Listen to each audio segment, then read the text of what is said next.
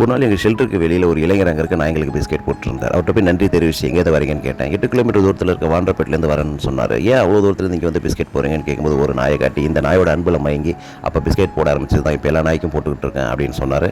அவன் தான் அங்கே கோட்டையை நாங்கள் ரெஸ்கியூ பண்ணி காப்பாற்றின நாய். ப்ரோ உங்கள் பேர் என்னன்னு கேட்டேன்.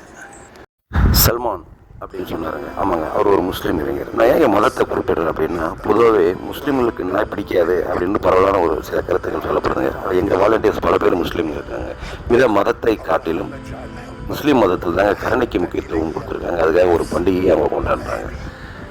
என் ஆட்சி பரப்புக்கு உட்பட்ட பகுதிகளில் உள்ள நாய்க்கு உணவு தண்ணீர் கிடைக்கவில்லை என்றால் நான் அல்லாஹ்வுக்கு பதில் சொல்ல வேண்டியது இருக்குமோ என்று அஞ்சியவர் தாங்க மிகப்பெரிய ஆட்சியாளர் உமர் கலிஃபா.